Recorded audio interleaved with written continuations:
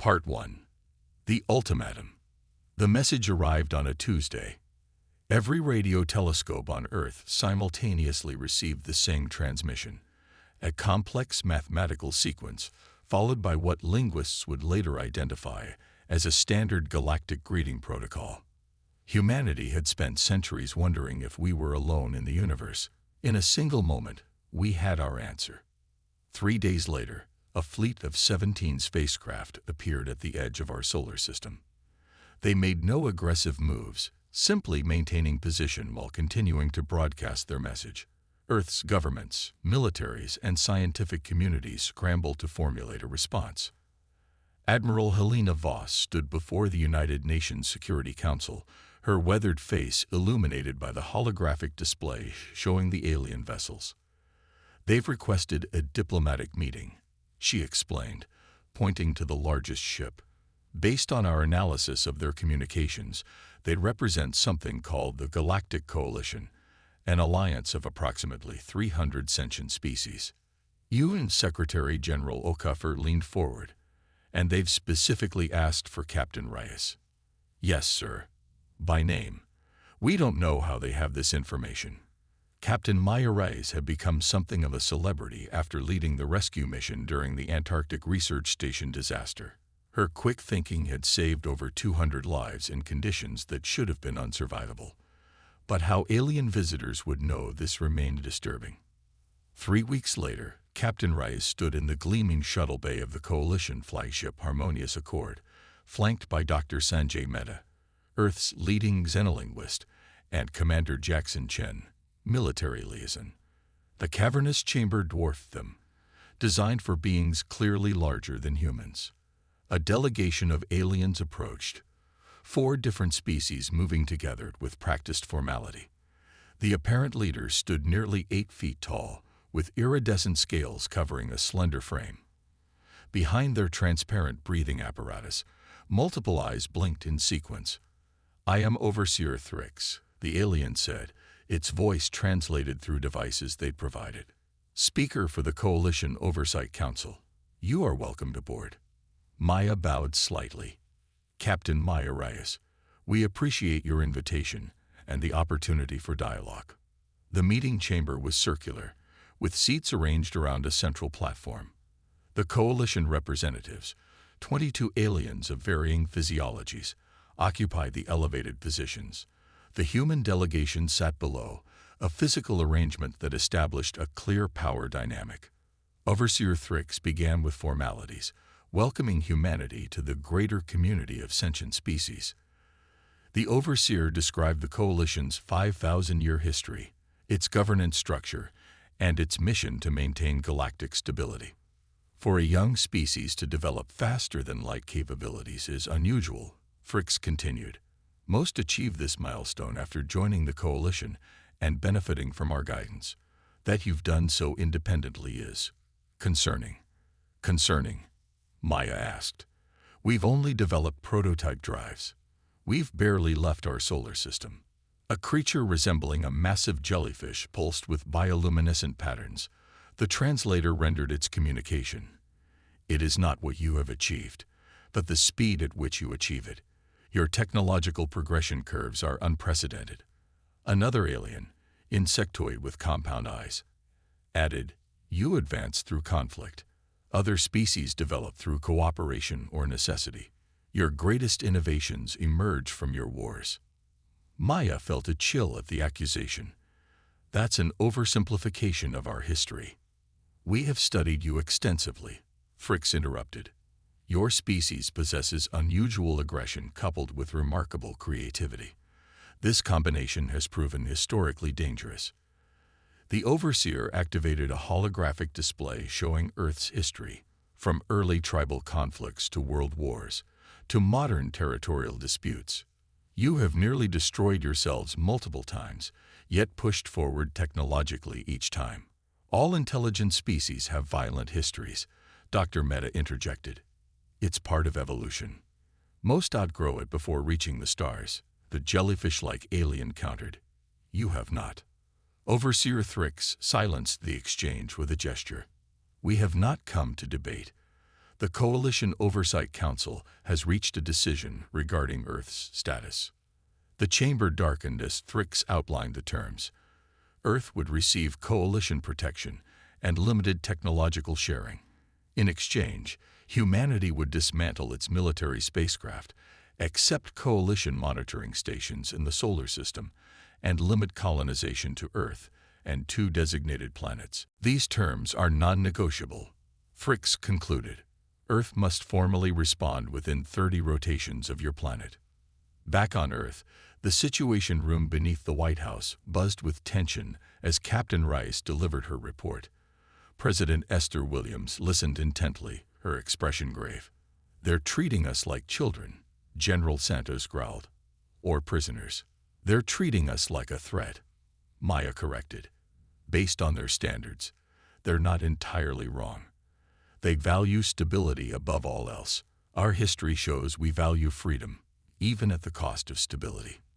Dr. Eliza Kamau, Director of Advanced Sciences, studied the data package the Coalition had provided.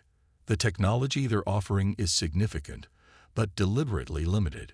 Nothing that would allow us to advance militarily or expand beyond their parameters. "What happens if we refuse?" President Williams asked. General Santos displayed the tactical assessment. "The Coalition fleet possesses energy weapons beyond our comprehension. They could neutralize our defenses within hours. They didn't come all this way to destroy us," Maya said. "They want compliance, not conflict." President Williams moved to the window, gazing out at the Washington Monument illuminated against the night sky. "Humanity has never accepted subjugation. We won't start now." She turned back to the room. "But we need time." Captain Reyes informed the Coalition that Earth is considering their offer with the utmost seriousness. "Request clarification on several points. Drag out the diplomacy." "And meanwhile?" General Santos asked. "Meanwhile," the President said, "we activate contingency Prometheus. Deep beneath the Rocky Mountains, in facilities unknown even to most government officials, Project Prometheus had been developing since the first confirmed signals of extraterrestrial intelligence decades earlier. Based on the theoretical possibility that first contact might not be peaceful, a consortium of scientists had been working on technologies that might give humanity an edge. Dr. Victor Laszlo, lead scientist of Prometheus, presented the latest developments to the Emergency Committee. "We've made significant breakthroughs in quantum entanglement communication. If the Coalition establishes a blockade, we can still maintain instantaneous communication regardless of distance." "What about defensive capabilities?" General Santos asked. "That's where we've had our most surprising success." Laszlo displayed schematics for a system unlike anything in Earth's official arsenal. "We call it the Mobius Shield. Theoretically, it can redirect energy weapons back upon themselves." "Theoretically," President Williams raised an eyebrow. "We've never had the opportunity to test against something like coalition weapons, Madam President." Days passed as Earth engaged in diplomatic delays while simultaneously preparing for potential conflict. Coalition ships maintained position at the edge of the solar system, waiting patiently. Captain Rice led a second delegation to the Harmonious Accord, this time accompanied by technical experts authorized to request demonstrations of the offered technologies. The real purpose was intelligence gathering, learning as much as possible about coalition capabilities.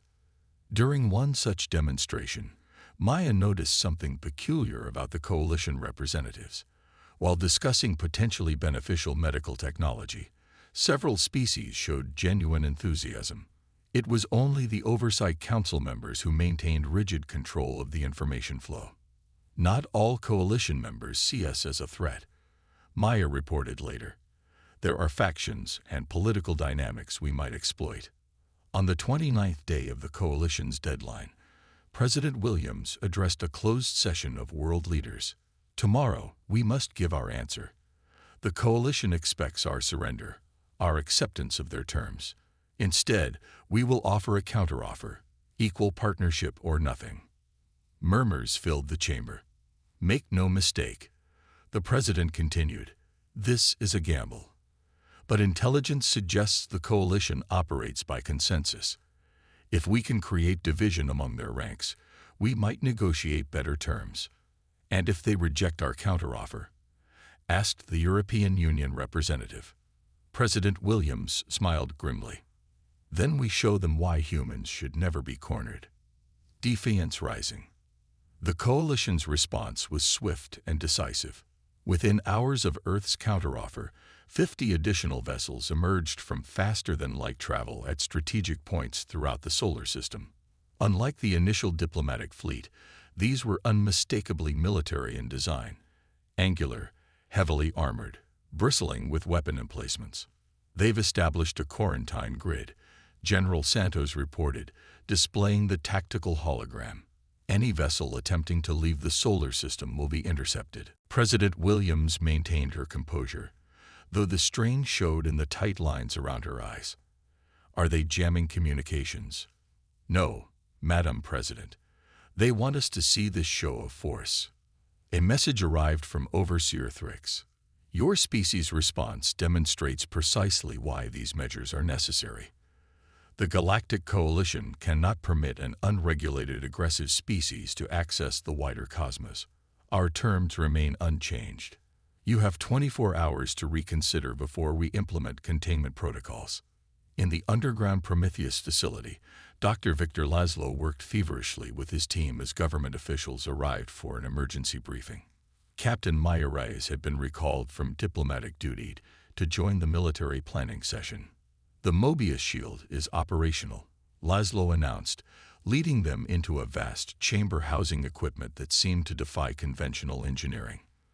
But we can only protect limited areas. We've prioritized key military and research installations. What about civilian populations? Maya asked. The coalition hasn't threatened direct attacks on population centers, General Santos reminded her. Their strategy appears to be containment, not extermination. Dr. Elijah Chen, a physicist who had remained silent until now, stepped forward. There may be another option. All eyes turned to the unassuming scientist. Project Daedalus. President Williams frowned. I'm not familiar with this project. It's been compartmentalized, Madam President, even within Prometheus. Chen activated a secure terminal, displaying schematics for what appeared to be a propulsion system, unlike anything they'd seen before. We've been developing this independently, based on theoretical principles that differ from conventional physics. Different how? Maya asked. The coalition, like us, bases their FTL technology on warping space-time, creating a bubble that moves through the universe. Daedalus doesn't move through space at all. It moves between spaces. Interdimensional travel. General Santos looked skeptical. Not exactly. Think of the universe as a sheet of paper. Normal travel moves across the paper. We figured out how to fold the paper and punch through, creating a direct path between 2 points. President Williams studied the scientists carefully. And this works. We've successfully transported test objects across the solar system instantaneously.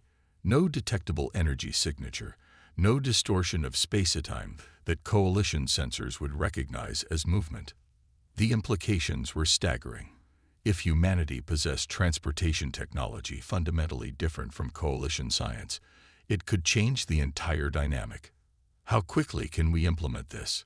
The president asked. We've retrofitted 3 prototype vessels.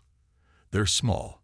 Each can carry approximately 30 personnel and limited equipment. Enough for a demonstration, Maya suggested, an idea forming. If we can bypass their quarantine grid entirely, it shows their containment strategy is fundamentally flawed. Over the next 18 hours, Operation Phoenix took shape. While Earth's official channels continued diplomatic efforts to delay coalition action, 3 teams prepared for a mission that would either secure humanity's freedom or provoke an interstellar war. Maya Reyes found herself assigned to command the lead vessel, the Icarus. As she reviewed the mission parameters, Dr. Chen approached. There's something you should know, Captain, he said quietly. The Daedalus drive. It's not entirely our technology. What do you mean? Chen looked uncomfortable. 3 years ago, We recovered an object from the Kuiper Belt, a derelict vessel of unknown origin, not coalition design.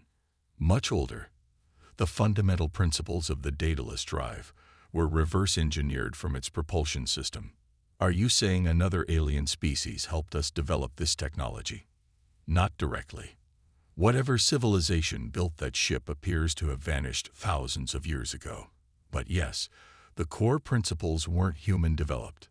Maya absorbed this revelation. Does the Coalition know about this ship? We don't believe so. And that may be our greatest advantage.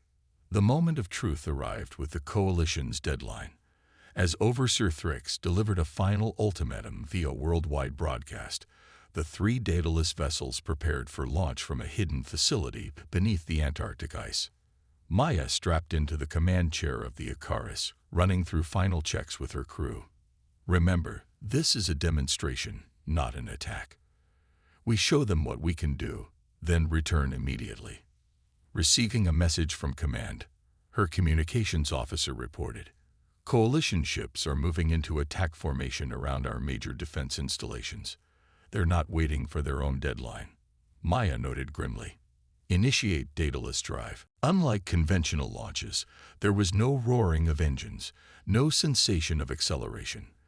The view outside the viewports simply shifted. One moment they were in the launch bay, the next they were thousands of kilometers beyond Pluto, well outside the Coalition's quarantine grid. Transition successful, the navigator confirmed. No pursuit detected. Send the Phase 1 confirmation, Maya ordered. Back on Earth, President Williams received the coded message in the command center. Phoenix risen. She turned to the communication officer. Open a channel to the Coalition flagship.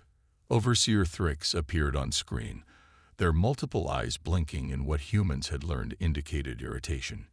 Your time has expired, President Williams. The Coalition will now implement. Before you continue, Overseer, Williams interrupted, I recommend you check your perimeter. Confusion rippled across the Overseer's features, followed by alarm as reports clearly reached them.